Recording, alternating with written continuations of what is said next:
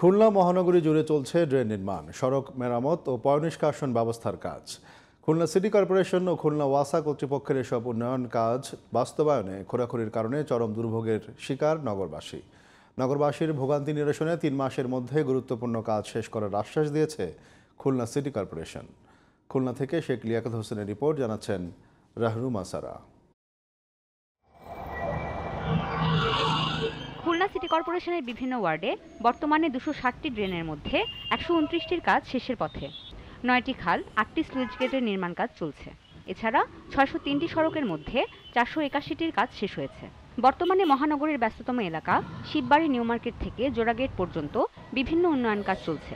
এদিকে ড্রেনের জন্য সড়কের পাশে রাখা মাটি ছড়িয়ে পড়েছে সড়কের উপর, ফলে যান চলাচলের পাশাপাশি হেঁটে যেতেও চরম ভোগান্তিতে পড়ছেন নগরবাসী। সাধারণ জনগণ আমাদের একটু সমস্যা হচ্ছে, কারণ আমাদের ইচ্ছা হচ্ছে কাজটা একটু দ্রুত শেষ হইলে আমাদের জন্য ভালো হয় আর কি। একটু কাজ হয় আবার বন্ধ হয়ে থাকে, এখানে আমাদের অনেক কষ্ট হচ্ছে, এখানে অনেক দূর থেকে হেঁটে আসতে হয়। রাস্তা নিয়ে খুব কষ্টের ভিতরে আছি, ছেলে মেয়ে স্কুলে যাইতে পারে না, রিক্সা গাড়ি উল্টে যাচ্ছে, ইজি বাইক উল্টে যাচ্ছে, দুর্ভোগে আছি খুব আমরা। রোডের রাস্তাঘাট ছালাইয়া ড্রেন খাল বানাই গেলাই জামাগো ব্যবসা বাণিজ্য বন্ধ পাই। মিয়াপাড়া মেন রোডে কেসিসি ড্রেনের কাজ শেষে গত 3.5 বছর ধরে চলছে ওয়াসা সুয়ারেজের কাজ, ফলে দুর্ভোগে পড়েছেন সাধারণ জনগণ। প্রায় 2 বছর কাছাকাছি 2 বছর লাগাইছে, কাজ শেষ হওয়ার সাথে সাথে আবার ওয়াসা ঢুকছে সুয়ারেজ লাইনের জন্য।